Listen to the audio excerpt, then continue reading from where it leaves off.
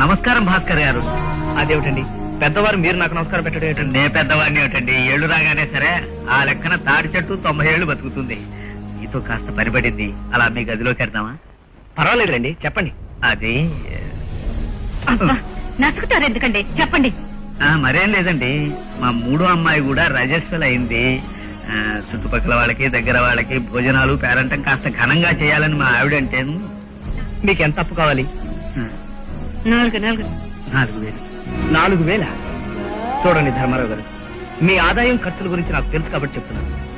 మీ అమ్మాయికి శుభకార్యం చేయడం అవసరమే, కానీ అదేదో ఘనకార్యంలాగా దానికోసం అప్పులు చేయడం, ఆ అప్పులు తీర్చలేక కనీసం వడ్డీ కూడా కట్టలేక ప్రతిరోజు నరకం అనుభవించడం మంచి పనేనా చెప్పండి.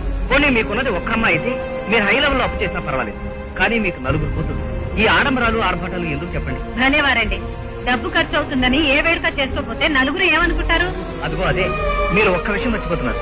మనం మధ్యతరగతి వాళ్ళు, మన పరిస్థితి ఏమిటో మనం తెలుసుకోకుండా ఎంతసేపు నలుగురు ఏమనుకుంటారని మనల్ని మనమే అప్పుల్లో ముంచేసుకుంటాం. ఈ ఉపన్యాసాలన్నీ ఎందుకండి? మీ దగ్గర లేదని ఒక్క మాట చెప్తే పోలే, మేము ఇంకెక్కడన్నా చూసుకుంటాం.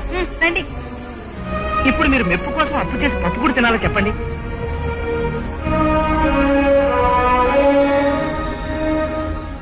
వాళ్ళు అలా వెళ్లిపోయారు, నేనేమన్నా తప్పు మాట్లాడానండి? లేదు బాబు, మాలాంటి వాళ్ళకి అబద్ధాలు జీర్ణమైనంత సులభంగా నిజాలు జీర్ణం కాదు. నువ్వు చెప్పిన దాంట్లో ప్రతి మాట ప్రతి అక్షరం నిజం.